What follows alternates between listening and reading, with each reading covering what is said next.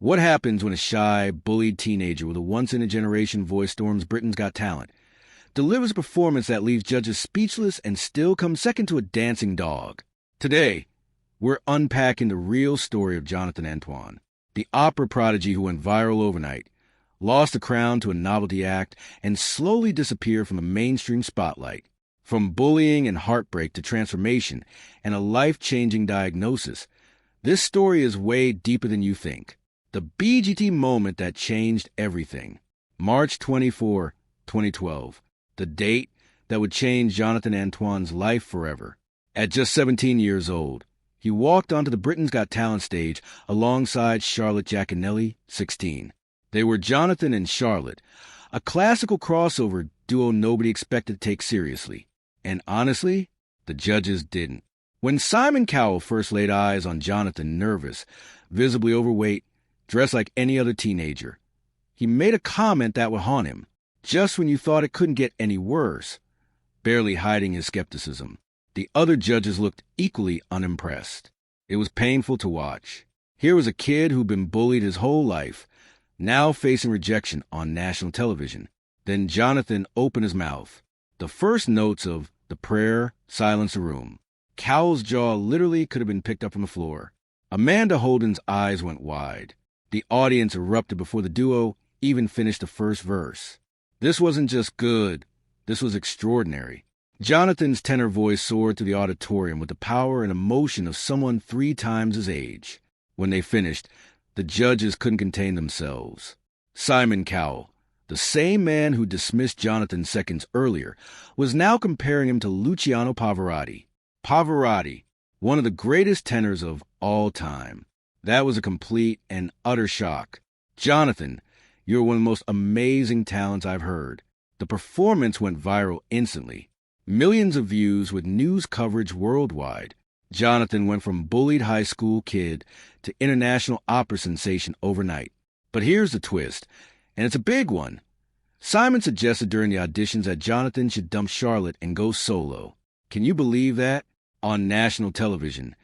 He basically told Jonathan his partner was holding him back. The duo advanced to the semifinals on May 7, performing Caruso by Lucio Dalla, and then made it to finals on May 12. They performed The Prayer again and received another standing ovation. Everyone thought they had it in the bag, but they didn't win. They came in second to Ashley and Pudsey, a dancing dog act. Yeah, you read that right. A dancing dog beat them. Jonathan later described the moment, saying he felt the organ sinking, but didn't cry on stage. Was coming second really the end? Or perhaps it was just the beginning of something even bigger? The $1 million deal and sudden stardom. Here's the thing about coming second on Britain's Got Talent. Sometimes it's better than winning. The day after the finale, Simon Cowell was already in negotiations. By May 13, 2012, it was confirmed Jonathan and Charlotte had signed a £1 million recording contract with Psycho, Cowell's record label. Let that sink in. They didn't win the competition, but they won the jackpot. Their debut album, Together, dropped on September 24, 2012, in the UK and October 30 in the US. It was an instant hit, reaching number 5 in the UK charts and selling over 250 copies. The album featured classical selections, arias, and that now iconic performance of The Prayer. Critics praised Jonathan's miraculous talent, and his voice was described as having a velvety, creamy sound that is quite unique. The success was overwhelming. Documentary crews followed them around. ITV gave them their own special showing their France and Italy tours. Simon Cowell even apologized on camera for suggesting they split up during the show. It looked like a fairy tale come true, but behind the scenes, cracks were already forming. Their second album, Perhaps Love, was released on October 14, 2013, reaching number 5 in the charts. Charlotte described it as more diverse, including covers of modern songs like Florence and the Machine's You Got the Love and Falling Slowly from Once. Notably, they recorded some solo tracks on this album, a sign of things to come. Perhaps the tension was real. Jonathan wanted to focus on classical opera. Charlotte was drawn to musical theater. Neither was wrong. They just wanted different things. And when your teenager's thrust into international stardom, navigating those differences isn't easy. Then came the bombshell. But would their partnership survive the pressure? Or was the fairy tale about to shatter? The devastating split that shocked fans February 2, 2014. The announcement that broke millions of hearts. Jonathan and Charlotte were splitting up after selling more than 250,000 albums together, after becoming household names, after building a fan base called the Fantoins who adored them. They were done. Both had been offered solo record deals by Sony Classical, and they were taking them. The statement they released tried to put a positive spin on it, saying they've had an exciting journey together ever since high school, and to come second on BGT and sell over 250,000 albums was wild. On top of that, to be offered solo record deals by Sony Classical was simply the most exciting thing ever. But the media wasn't buying a happy narrative. Some outlets suggested Charlotte had dumped Jonathan. Fans were devastated. The duo that had captured hearts worldwide was finished. Years later, Jonathan opened up about the real reasons. Charlotte raised up my confidence to the level I could go on BGT, and we made something beautiful, he explained. Neither of us have been ensemble artists. We love solo performances, so it was a natural evolution of the thing. There's only so much a crossover classical duo can actually do without starting to reinvent the whole thing. At the point I had the necessary confidence and understood myself a bit more, I felt it was time to make the leap. Translation? Simon Cowell had been right all along. Jonathan was meant to be a solo artist, but here's where it gets messy. After the split, Jonathan and Charlotte barely spoke. In a 2017 appearance on Lorraine, Jonathan admitted, "We don't get to speak very often, but that's just the nature of the industry. When you're grafting, you don't really get the time to speak to your friends." Charlotte insisted at the time that ending their musical partnership didn't mean they'd stop seeing each other altogether. But that's exactly what happened. They lost contact. Two people who'd been best friends since 2006, who'd built their dreams together, were now strangers. The rumors flew. Were they ever romantically involved? The chemistry on stage had been undeniable, but both had confirmed they were never a couple, only professional singing partners and friends. Charlotte even called Jonathan her brother at one point. Still, fans shipped him hard, and the romance speculation never fully died. Could Jonathan survive on his own? Would the voice that made him famous be enough without Charlotte by his side? The boy who found his voice, but to truly understand Jonathan's resilience, we need to rewind. Long before the standing ovations and million-pound record deals, Jonathan Antoine was just another bullied kid trying to survive.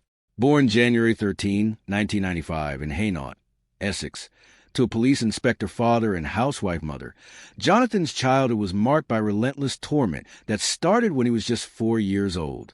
Can you imagine? 4 years old and already being targeted. The bullying was brutal, constant, and soul-crushing. Kids can be cruel. But what Jonathan endured went beyond typical playground meanness. He was mocked for his weight, his appearance, his very existence. The attacks were so severe that young Jonathan turned to the only things that brought him comfort: food and music. But here's where the story takes an interesting turn. At age 11, something magical happened. Jonathan enrolled at West Hatch High School in Chigwell and met singing coach Jenny Ewington. She saw something in this bullied, broken boy that nobody else did: raw, untapped talent that would one day make the world stop and listen. She became his savior, working with him on pieces like Where's Love from Oliver and Panis Angelicus. His voice was so remarkable that students quietly started referring to him as the boy with the incredible voice. By 14, Jonathan was auditioning for the 4 major music conservatories in London. And guess what? He was accepted by all of them. He chose the prestigious Royal Academy of Music's junior program. At the 2010 Stratford and East London Music Festival, he performed Bring 'Em Home from Les Miserables and scored an unprecedented 98 out of 100, the highest score in the festival's history. The boy who was bullied for being different was now being celebrated for his gift. But Jonathan wasn't done surprising people. In 2011, he sang Ave Maria at the Royal Festival Hall in London. The scared kid was becoming a confident performer, and the world was starting to take notice. That foundation, built on years of torment, self-discovery, and musical refuge, would prove essential when facing the challenges ahead. So with that background, Could Jonathan truly thrive as a solo artist? Would those early struggles prepare him for the pressure? The solo rise of a reluctant superstar, October 13, 2014. Jonathan's debut solo album, Tenore, Italian for tenor, hit the shelves. The pressure was immense. Could he deliver without Charlotte? Would fans accept him as a solo artist? The answer? A resounding yes. Tenore shot straight to #1 on the classical artist album chart, making Jonathan the youngest tenor ever to achieve that feat. It also cracked the UK pop top 15. Critics raved. One reviewer wrote, "Here's a new star on the vocal scene, and his first solo album attests to his miraculous talent." The album featured his powerful rendition of Panis Angelicus and showcased Jonathan's range and emotional depth. That same year, Placido Domingo, yes, the Placido Domingo, personally invited Jonathan to perform as his guest at the iTunes Festival 2014. Imagine that, one of the 3 tenors giving his stamp of approval. Jonathan also performed at the 2014 Muhammad Ali Celebrity Fight Night across Arizona, California, and Florida. He was touring America, building an international fan base, proving he could stand on his own. His second album, Believe, dropped on August 19, 2016, featuring classical arias by Puccini, Leonard Cohen's Hallelujah, and original collaborations. The album had another source of inspiration, Michelle Doucette, a Canadian waitress Jonathan met online. He called her the light of my life and credited her as the muse behind the album. Then came 2020 and Going the Distance, a concept album recorded with the Royal Philharmonic Orchestra, filmed in Toronto with special guests. It became his first U.S. television special and aired on PBS. The concert featured his first ever recording of Nessun Dorma, the aria from Puccini's Turandot that's considered one of the most challenging pieces in the classical repertoire. Jonathan nailed it. His voice had matured, deepened, and gained even more emotional power. By this point, Jonathan had built an impressive solo discography and was regularly touring the UK and US. He'd proven himself not just as half of a duo, but as a standalone talent. The boy Simon Cowell had doubted was now filling concert halls worldwide, but behind the sold-out shows and chart-topping albums, Jonathan was fighting battles nobody could see. The darkness behind the voice success doesn't erase trauma. And for Jonathan Antoine, the scars of childhood bullying ran deep. In interviews over the years, Jonathan has been remarkably candid about his struggles with depression. The years of torment, being mocked, physically threatened, made to feel worthless, had taken their toll. Around the time of his BGD debut, he was diagnosed with acute depression. The condition was so severe that it caused him to cancel a major performance at the Royal Albert Hall. Imagine having to pull out of one of the most prestigious venues in the world because your mental health won't allow you to perform. The pressure was crushing. Jonathan also opened up about a particularly toxic relationship he'd been in around age 18. His girlfriend at the time had serious mental health issues, including tendencies towards self-harm. She would cut herself with blades from pencil sharpeners and didn't hide it. For someone already struggling with his own mental health, being in that relationship was devastating. He later shared that her struggles were never hidden, and while the relationship eventually ended, it left deep emotional scars. Through it all, Jonathan relied heavily on his family. His police inspector, Father John, his mother, Tracy, and his older sister, Charlotte, not his former singing partner. They became his constant support system, showing up to performances and backing him every step of the way. But Jonathan didn't just suffer in silence. He became a mental health advocate, speaking openly about his depression and joining awareness campaigns. He wanted to use his platform to help others facing similar struggles. He also co-authored children's books, including Jonathan and the Porcupine, focused on anti-bullying messages. The boy who'd been bullied was now helping other kids understand they're not alone. And then came the weight issue. Jonathan had struggled with his weight his entire life, using food as comfort during his darkest times. Around 2018 to 2019, he decided enough was enough. Managing a thyroid condition and armed with new determination, Jonathan embarked on a serious weight loss journey. Was losing weight the answer, or was there something deeper Jonathan still needed to discover about himself? The diagnosis that changed everything April 2, 2022. Shortly after his 27th birthday, Jonathan received a diagnosis that would recontextualize his entire life: autism spectrum disorder. On Autism Awareness Day 2024, Jonathan went public, sharing on Instagram, "I got my diagnosis in 2022, not long after my 27th birthday." The recontextualization of a life already lived is a scary thing to reckon with. Suddenly, so much made sense. The social struggles, the intense focus on music, the way he processed the world differently, the challenges in relationships.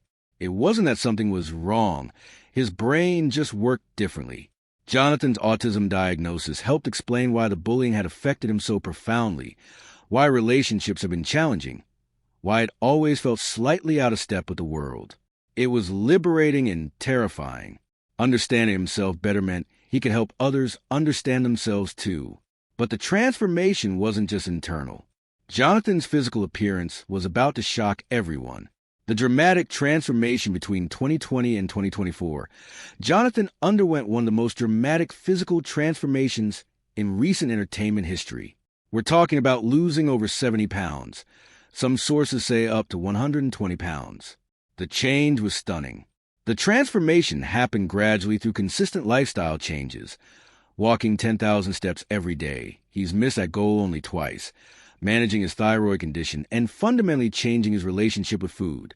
Jonathan said he felt stronger and healthier than he had in 10 years, explaining that the change came from finally choosing discipline and intention where he once struggled.